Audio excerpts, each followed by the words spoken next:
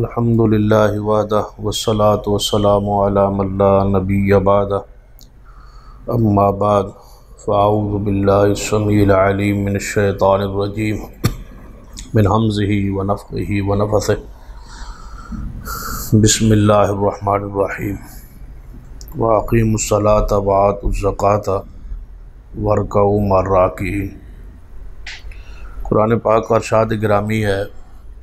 اور نماز قائم کرو اور زکوٰۃ ادا کرو اور رکوع کرنے والوں کے ساتھ رکوع کرو، جس سے بالاتفاق کہ نماز جماعت کے ساتھ ادا کرو، لیکن درمیان میں وآتوا الزکاۃ کا حکم ہے اور تم زکوٰۃ بھی ادا کرو۔ پہلے نماز کا ذکر ہے، درمیان میں زکوٰۃ کا ذکر ہے اور آخر پہ جو ہے وہ جماعت کا تذکرہ ہے، جس سے اشارہ ملتا ہے اور نبی اکرم صلی اللہ علیہ وآلہ وسلم کی اپنی زندگی کا بھی معمول یہی رہا ہے کہ جس طرح نماز با جماعت ہے اسی طرح زکوٰۃ بھی با جماعت ہونی چاہیے۔ جس طرح نماز کے لیے ہم مسجد بناتے ہیں اور وہاں جا کے نماز کا جماعت کا انتظام انصرام کرتے ہیں، اسی طرح مسجد کے اندر زکوٰۃ کا نظام بھی قائم کرنا چاہیے، اور باقاعدہ اگر اجتماعی طور پر ممکن ہو سکے تو یہ تو سونے پر سہاگا ہے، لیکن اگر اجتماعی طور پر نہیں ہو سکتا، کوئی ایسا ممکن نہیں ہے یا کوئی ایسی صورت نظر نہیں آ رہی،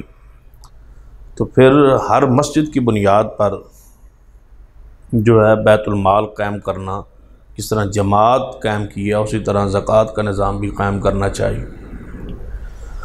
اور بیت المال کی صورت میں زکوٰۃ جمع کرا کے اجتماعی دینی چاہیے۔ اس سے فوائد بھی زیادہ ہوتے ہیں، جماعت جڑتی بھی ہے، مضبوط بھی ہوتی ہے،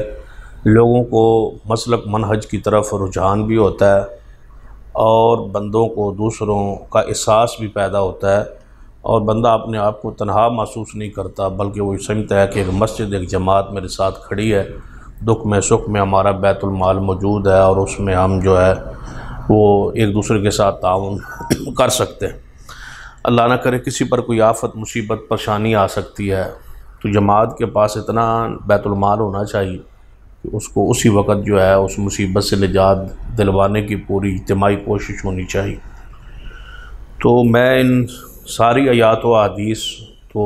انفاق فی سبیل اللہ کے حوالے سے ہے ہی ہیں، اور وہ ناظرین جو ہیں وہ دیکھتے رہتے ہیں اور سامعین حضرات سنتے رہتے ہیں، ان کی طرف زیادہ نہیں جانا چاہتا۔ نصیحت یہ کروں گا کہ نماز کی طرح زکوٰۃ بھی اجتماعی ہونی چاہیے، اور اجتماعی طور پر اس کا بیت المال قائم کرنا چاہیے، اور وہیں سے مل کے پوری جماعت کے فقراء، مساکین، یتامہ اور بیوگان اور حقدار جتنے بھی ہیں ان تک تعاون اپنا پہنچانا چاہیے، بجائے اس کے کہ میں اس حوالے سے قرآن و احادیث کی وہ آیات نصوص بیان کروں۔ وہ میں پہلے کہہ چکا ہوں کہ وہ سارے ساتھیوں کی علم میں ہے، کیونکہ وقت مختصر ہوتا ہے، تو میں آج اس موقع پہ مناسب چاہوں گا کہ جو بیت المال ہم نے قائم کیا ہوا ہے اپنے جامعہ میں، اپنے ادارے میں، اس کے حوالے سے چند گزارشات ساتھیوں کے سامنے رکھ دوں، تاکہ دوسرے اداروں کے لیے، دوسری جماعتوں کے لیے ایک نصیحت بھی ہو جائے، اور دوست احباب کو اس بیت المال کی طرف ایک رجحان اور تعاون کی درخواست اور اپیل بھی ہو جائے۔ یہ دونوں صورتیں میں دونوں یعنی کہ مقاصد کے لیے یہ بات جو ہے عوام الناس کے سامنے رکھنا چاہتا ہوں کہ ہمارے جامعہ میں اللہ کے فضل و کرم سے بیت المال موجود ہے، جس میں ہم سب سے پہلے ترجیحاً جو ہے وہ اپنے جامعہ کو دیتے ہیں۔ جامعہ کے طلباء ہیں، اس میں بھی غریب، یتامہ اور مساکین ہیں، اور جامعہ کے جتنے بھی اخراجات معاملات ہیں وہ تعمیر کے حوالے سے ہیں، یا تنخواہوں کے حوالے سے ہیں، یا بچوں کے راشن اور کھانے کے حوالے سے ہے،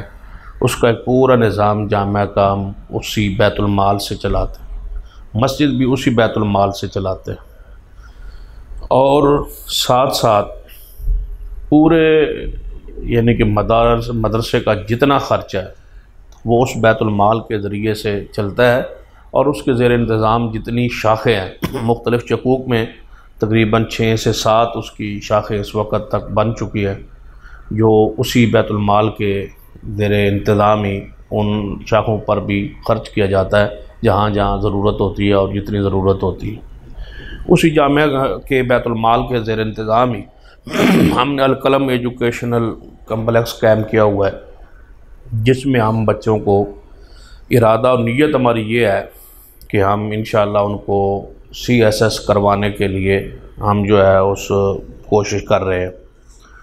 اس پر بھی ان کے اخراجات جتنے بھی ہیں اسی بیت المال سے ادا ہوتے ہیں۔ یہ تو ہم اکثر ساتھی پوچھیں گے کہ بیت المال سے یا زکوٰۃ سے یا صدقات و خیرات سے اس ادارے کو کیوں چلایا جا رہا ہے؟ اس حوالے سے چند گزارشات جو ساتھیوں کے ذہن میں رکھنی ہے کہ ہم یہ تو گلہ ضرور کرتے ہیں، مثلاً اس وقت ہماری اسمبلی میں ایک قرارداد جو زیر باس ہے نبی اکرم صلی اللہ علیہ وسلم کی ادب احترام کے حوالے سے، اور جو گستاخ ہے ان کے خلاف جو ہے فرانسیسی سفیر کے ملک بدری کے حوالے سے، تو ہم ان سے گلہ یہ کرتے ہیں کہ وہ ارکان اسمبلی جو ہیں اس کو پاس کیوں نہیں کرتے، اس کو منظور کیوں نہیں کرتے۔ تو اس کی وجہ جو میں ساتھیوں کے سامنے رکھنا چاہتا ہوں وہ یہ ہے کہ ہم نے کون سی قیادت جو ہے ایسی آگے تیار کر کے بھیجی ہے جو اسمبلی میں پہنچی ہو اور وہاں بیٹھ کے وہ اسلام کے مطابق اور دین کے مطابق اور نبی علیہ السلام کی عزت پر پیرا دیں۔ کون سے ہم نے تیار کر کے بندے بھیجے؟ تمام ملک کی جتنے بھی مدارس ہیں اس حوالے سے بہت پیچھے جا رہے ہیں کہ ہم نے صالح قیادت جو ہے وہ پاکستان کو ملک کو مہیا ہی نہیں کی، نہ ہی عدلیہ میں اور نہ ہی انتظامیہ میں اور نہ ہی دیگر اداروں میں۔ جب ہماری فارغ شدہ سوائے مسجد کے باہر جا ہی نہیں رہے، اس قابل ہم ان کو بنا ہی نہیں رہے، تو پھر ہمارا کام صرف احتجاج ہی رہ گیا نا، کہ ہم دھرنا دے سکتے ہیں، احتجاج کر سکتے ہیں، لڑائی کر جو ہے وہ اپنے ذات پر برداشت کر سکتے ہیں، اپنا خون بہا سکتے ہیں، مال خرچ کر سکتے ہیں، لیکن جن سے مطالبہ کیا جا رہا ہے، میں اصل میں جو ساتھیوں کے ذہن میں بات ڈالنا چاہتا ہوں کہ جن سے یہ مطالبہ کیا جا رہا ہے کہ آپ اس قرارداد کو ووٹ دیں، ان سیٹوں پر اپنے بندے کیوں نہیں بھیجے گئے؟ کیا ہم قیامت تک ہمیشہ تک ہم ان احتجاجوں پر ہی رہیں گے، دھرنوں پر ہی رہیں گے، مطالبے پر ہی رہیں گے؟ ان سیٹوں پر ہم اپنے بندے نہیں پہنچا پائے۔ اس کی وجہ یہ ہے کہ ہم نے صرف ایک خاص ارادہ رکھا ہے کہ ہم صرف مدارس مساجد کو آباد کرنا ہے۔ اس میں کوئی شک نہیں ہے، یہ انتہائی روحانیت ہے کہ ہم نے مساجد کو آباد کیا ہوا ہے، مساجد بن رہی ہیں، علماء ان کو آباد کر رہے ہیں، لوگوں کی ذہن سازی کر رہے ہیں، لیکن دوسرے شعبوں کو جو ہے پیچھے رکھ دیا گیا ہے یا ہمارے دلوں میں اس کی نفرت ڈال دی گئی ہے کہ یہ سیاست ہے، یہ بے دینی ہے، یہ فحاشی بے حیائی ساری ادھر ہوتی ہے، لہٰذا جو ہے ادھر بندے ہمارے نہیں جانے چاہیے، جس کی وجہ سے آج ہم بہت پیچھے ہیں۔ ہمیں چاہیے تھا جس طرح مرزائیوں نے اور دوسرے لوگوں نے اپنے بندوں اہم پوسٹوں پر پہنچائے ہیں، ہم بھی اس پر کوشش کرتے، آغاز کرتے، کوئی کام کرنے کی فکر ہوتی، لیکن ہم سمجھتے ہیں کہ اس معاملے میں ہم بالکل زیرو ہیں اور بہت پیچھے ہیں۔ تو ہم نے یہ کوشش شروع کی ہے کہ ہم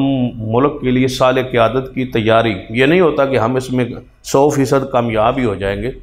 کوئی کام بھی ہے نا بندے کی زندگی میں بہت کم ہی نتیجہ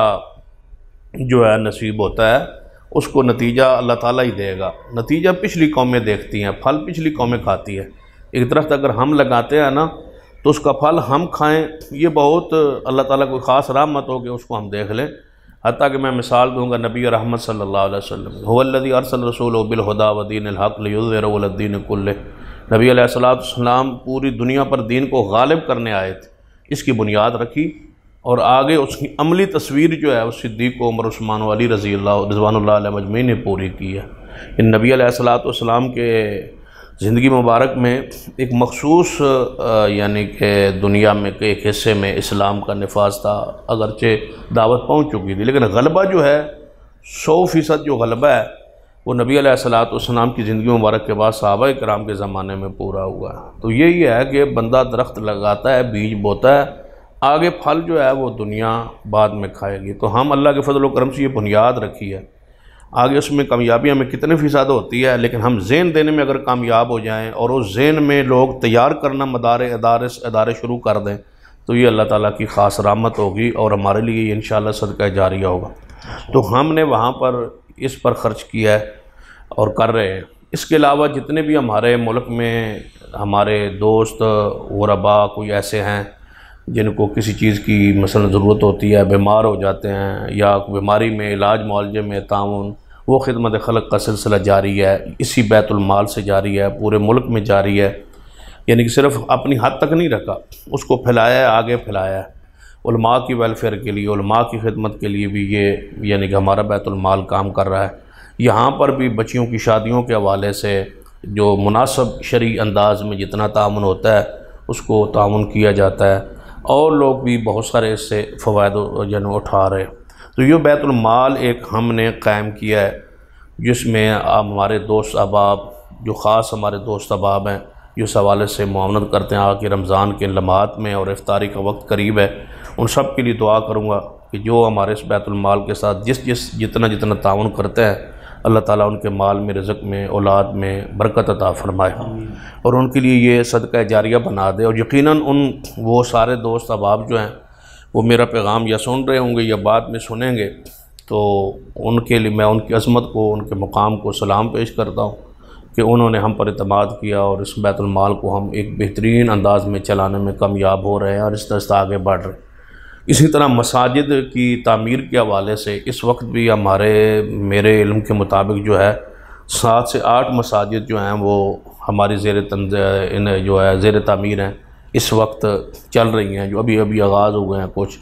تو یہ سلسلہ بیت المال سے ہی ہمارا چل رہا ہے۔ تو اس سال جو ہم نے اخراجات کیے ہیں وہ تقریباً تعمیرات، اگر اخراجات سارے اس میں شامل کر لیے جائیں تو یہ 3.25 کروڑ روپے بنتا ہے۔ تو دیکھیں کہ ایک مسجد میں، ایک محلے میں، ایک جماعت یعنی کہ مقامی طور کے ادارے میں اتنا خرچ جو ہے یہ ایک پورے جماعت کا خرچہ ہے، یعنی 3.25 کروڑ روپے خرچ کرنا ایک سال میں،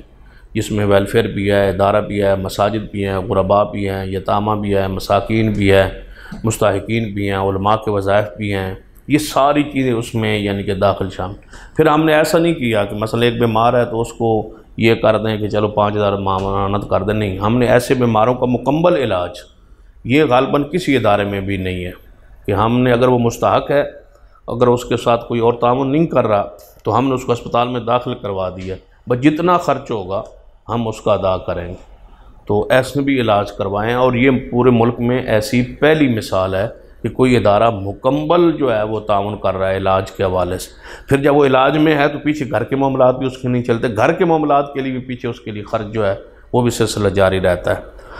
تو اس حوالے سے میں ساتھیوں سے گزارش کروں گا کہ اگر آپ یہ چاہتے ہیں کہ یہ ہمارا معاملات اور آگے بڑھے اور ہم انشاءاللہ ایک جماعتی کاز کو مزید آگے بڑھانے کے لیے کالج کا افتتاح کر رہے ہیں، آغاز کر رہے ہیں، شروع کر رہے ہیں ماہ رمضان کے فوراً بعد، جس کے لیے جگہ ہم نے جو ہے وہ لے لی ہے، اور 5 ایکڑ پر یہ کالج انشاءاللہ ہوگا، جس میں ہم کوشش کریں گے کہ مستحقین اور یہ CSS کے جو معاملات ہیں یا اس میں جو تعلیم ہے یا اس پر جو تربیت ہے یا اس پر جو معاونت ہے یا اس کے لیے جو بچوں کی تیاری ہے وہ اپنے کالج میں اس یعنی کہ کریں اور بچے تیار کریں، اور انشاءاللہ اس میں ہم کامیاب ہوں گے۔ تو اس پر بھی دیکھیں نا، اب ایک کالج کو شروع کرتے سے کروڑوں روپے اس کے لیے یعنی کہ چاہیے۔ تو میں احباب سے جہاں جہاں میری آواز جا رہی ہے، سنی جا رہی ہے، ان سے گزارش کروں گا کہ آپ ہمارے دست و بازو بنے اس حوالے سے، اور ماہ رمضان میں آپ نے صدقات و خیرات، زکوٰۃ تو آپ نے دینی ہے، تو اگر 50-60 ساتھی ایسے پوری دنیا میں کھڑے ہو جائیں جو ہمارے ساتھ اپنی زکوٰۃ ساری جمع کرا دیں یا زکوٰۃ کا ایک کثیر حصہ جمع کرا دیں، تو ہم چند سالوں میں ایک بہت بڑا رزلٹ اور نتیجہ جماعت کے سامنے رکھ سکتے ہیں۔ اگر یہاں کمی ہے ہمارے پاس تو وسائل کی ہوتی ہے، اگر وسائل ہوں تو ہم چند سالوں میں اداروں کو بہت آگے لے جائیں، یعنی کہ وسائل کے مطابق جب ہم قدم رکھتے ہیں نا تو پھر تھوڑی سی رکاوٹ یا مشکل ہوتی ہے، اور اکثر میری تو عادت ہے کہ وسائل سے بڑھ کے کام شروع کر دیتے ہیں، پھر اللہ تعالیٰ اس کے لیے ذریعہ سبب بنا دیتا ہے۔ تو یہ ہم کالج کا بھی آغاز کرنے والے ہیں۔ اسی طرح ایک ساتھی نے ہسپتال کے لیے اور مسجد کے لیے جگہ وقف کی ہے، تو وہاں ہم مسجد اور ایک پرائیویٹ عالی شان اچھا معیاری جو ہے وہ اسپتال بھی قائم کرنے جا رہے ہیں، یہ بھی رمضان کے بعد اس کو بھی ہم شروع کریں گے اور ایک کالج کو بھی شروع کریں گے۔ اگر آپ چاہتے ہیں کہ آپ کی زکوٰۃ، صدقات، خیرات انتہائی یعنی کہ مناسب جگہ پر اور جہاں واقعی ضرورت ہے اس جگہ پر اور امانت دیانت کے ساتھ آپ کو پیسہ خرچ ہو، تو آپ ادارے کے ساتھ، بیت المال کے ساتھ بڑھ چڑھ کے تعاون کریں۔ ہم انشاءاللہ ماہ رمضان میں ایک دن مقرر کریں گے جس دن ہم اسی اپنے چینل پر بیٹھیں گے اور ساتھیوں سے گزارش بھی کریں گے، درخواست بھی کریں گے، تو بجائے وہ دن اگلے ہفتے میں انشاءاللہ کوئی دن مقرر ہوگا تو اس سے پہلے ساتھی اپنا ذہن بھی بنا لیں، تیاری بھی کر لیں اور اس بیت المال کے لیے اپنا پیسہ وقف کرنے کی کوشش کریں، پھر ہم سے رزلٹ لیں کہ آپ نے کیا کیا ہے، جماعت کا اتنا پیسہ آپ کے پاس آیا ہے۔ تو انشاءاللہ ہم اس کو سافٹ ویئر وغیرہ بنا رہے ہیں، پورا حساب کتاب جو ہے اکاؤنٹنٹ ہم نے جو ہے ایک اکاؤنٹ قائم کر دیا ہے، ایک یعنی دفتر جس میں بندے کو بٹھا دیا، ڈیوٹی ذمہ داری لگا دی، وہ سافٹ ویئر وغیرہ بنا رہے ہیں جس میں ایک ایک چیز کا انشاءاللہ حساب ہوگا، اور یہ بھی ایک ادارے کا انوکھا کام ہوگا کہ ہم سافٹ ویئر بنا کے اس میں پورا حساب جو ہے وہ آڈٹ بھی کروائیں گے گورنمنٹ کے اداروں کو، اور انشاءاللہ لیں گے بھی قانونی اور طریقے سے، اور خرچ بھی انشاءاللہ ضابطے اور قانون کے مطابق کریں گے، اور حکومت سے آڈٹ بھی کروائیں گے اور حکومت سے رجسٹریشن بھی کروائیں گے انشاءاللہ۔ ایک ہی چیز جو ہے وہ ضابطے کے مطابق ہوگی، قانون کے مطابق ہوگی، ٹرسٹ کے انتظام۔ کسی ساتھی کو اس حوالے سے کوئی پریشانی نہیں ہونی چاہیے کہ ہم دے رہے ہیں تو اس میں حکومتی کوئی معاملات، کوئی پریشانی نہ ہو۔ ہم انشاءاللہ قانون کے دائرے میں رہتے ہیں اور قانون کی پاسداری کرتے ہیں اور قانون کے مطابق ہی وصول کریں گے اور قانون کے مطابق خرچ کریں گے، اور ہر سال انشاءاللہ اس کا آڈٹ کروائیں گے۔ اللہ تعالیٰ مجھے اور سارے ساتھیوں کو توفیق عطا فرمائے کہ وہ اس ادارے کے ساتھ تعاون کریں، اور ایسے بیت المال دوسرے ساتھیوں کو گزارش کروں گا کہ صرف میں اس لیے بیان نہیں کیا کہ صرف تعاون ہی کریں، اس لیے بھی بیان کیا ہے جو ساتھی سنیں وہ اپنے اپنے علاقوں میں، اپنے اپنی جگہوں پر، اپنے اپنے ضلعوں میں اس بیت المال کے نظام کو قائم کریں۔ اس میں بہت خیر ہے اور بہت برکت ہے، جہاں بھی سنت قائم ہوگی برکت انشاءاللہ ہوگی۔ اللہ مجھے اور سب کو توفیق عطا فرمائے۔ اقول قولی ھذا واستغفر اللہ لی ولکم ولسائر المسلمین۔